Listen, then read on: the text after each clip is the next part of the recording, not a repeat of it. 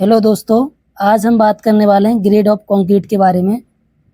Grade of concrete जो कि किसी हाउस कंस्ट्रक्शन में, मकान बनवाने में, जहाँ पर रेत गिट्टी सीमेंट बालू का प्रयोग होता है तो वहाँ पे इम्पोर्टेंट हो जाता है ग्रेड ऑफ कंक्रीट। आखिर कंक्रीट का रेशियो क्या रखना है, किस रेशियो में हमको काम कराना है, पीसीसी का रेशियो क्या रखना है, बीम फुटिंग कॉलम का रेशियो क्या रखना है।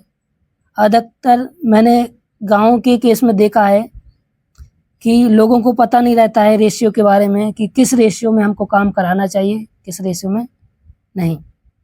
ठीक है, और उस जगह वो जानकारी नहीं होने के कारण पैसा तो लगा देते हैं, परंतु कुछ समय बाद उनका पैसा जो लगा हुआ है वो वेस्ट जाता है। वो जो घर बनाया है कहीं से वो क्रैक आने लगते हैं या वो क्षतिग्रस्त हो जाता है, उस वजह से भी दिक्कत आती है। तो इस वीडियो में आपको कवर करूँगा, आपको बताऊँगा कि इस वीडियो को आप देखने के बाद आपको कोई कन्फ्यूज़न नहीं रहेगा। ठीक है, मैं पूरे डिटेल से बताऊँगा आपको। ठीक है, अगर आप एक सिविल इंजीनियर हैं तो आप जानते ही होंगे। ठीक है, फ्रेशर के लिए बहुत इम्पोर्टेंट रहेगा ये। ठीक है, फ्रेशर इंजीनियर के लिए, और ये हर किसी व्यक्ति के लिए भी ज़रूरी, क्योंकि घर हर व्यक्ति बनवाता है। ठीक है, और मैं समझता हूँ कि जो व्यक्ति घर बनवाता है शायद अपनी पूंजी लगा के मकान को 75 साल के लिए डिज़ाइन करवाता है। तो आप भी ऐसी गलती ना करें। ठीक है, इस वीडियो को देखें और देखने के बाद आपको कुछ समझ जाएंगे। ठीक है, तो मैं बात करने वाला हूँ ग्रेड ऑफ कंक्रीट जो कि 456 2000 को फॉलो करता है। ठीक है, उस हिसाब से मैं बता रहा हूँ, इस कोड के हिसाब से। या आप इंटरनेट पे डालेंगे तो आपको निकल आएगा इस कोड की जानकारी। ठीक है, जिसमें हमारा आपने देखा होगा अधिकतर इंटरव्यू में पूछा भी जाता है, खासकर सिविल इंजीनियर से, कि ये रेशो दिया है जनरली M5 का मैंने लिया है एग्जाम्पल। M5 का रेशियो रहता है 1:5:10। ठीक है, जिसमें M का मतलब रहता है मिक्स और 5 का मतलब रहता है कंप्रेसिव स्ट्रेंथ न्यूटन पर mm। और ये जो स्ट्रेंथ आती है वो 28 डेज के बाद आती है।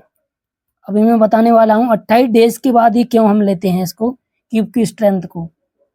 अब इसका रेशियो जो है 1:5:10 है। तो पहला जो आता है वो सीमेंट आता है, दूसरा जो आता है वो सैंड आता है, तीसरा जो आता है वो एग्रीगेट यानी गिट्टी, सीमेंट, रेती, गिट्टी। ठीक है, इसको 28 डेज के क्यूरिंग करने के बाद ये स्ट्रेंथ को डिफाइन किया गया है, ये रेशियो को बनाया गया है। 3 स्पेसिमेन लेंगे या 3 क्यूब लेके जिनका टेम्परेचर रहेगा 27 डिग्री सेल्सियस। उस क्यूब का आकार जो रहेगा 150 mm 150 mm 150 mm रहेगा वर्गाकार। उस क्यूब की जो स्ट्रेंथ आती है इस टेम्परेचर पर वो एक दिन में आती है 16%, 3 दिन में 40%, 7 दिन में 65%, 14 दिन में 90% और 28 दिन में 99%, 99% स्ट्रेंथ आती है। उस हिसाब से हम 28 डेज रखा गया है। ठीक है, इसकी कंप्रेसिव स्ट्रेंथ के लिए। अब मैं आपको बताने वाला हूँ ये रेशियो जो है, रेशियो क्या रहते हैं। M5 जो रहता है सबसे मिनिमम रहता है, मिनिमम ग्रेड जो रहता है यहाँ से चालू होता है M5 से। M5 का रेशियो 1:5:10, जिसमें एक हमारा सीमेंट, दूसरा सैंड, तीसरा गिट्टी। M7.5 1:4:8, M10 1:3:6, M15 1:2:4, M20 1:1:3, M25 1:1:2। ये हमारा नॉमिनल मिक्स रहता है, या इनको हम नॉमिनल ग्रेड्स भी बोलते हैं दोस्तों। ठीक है, जिसमें हम जनरली प्रयोग करते हैं पीसीसी वर्क के लिए 1:5:10, 1:4:8, 1:2:4, यानी M5, M7.5, M10 और M15 तक का प्रयोग हम यहाँ पर करते हैं।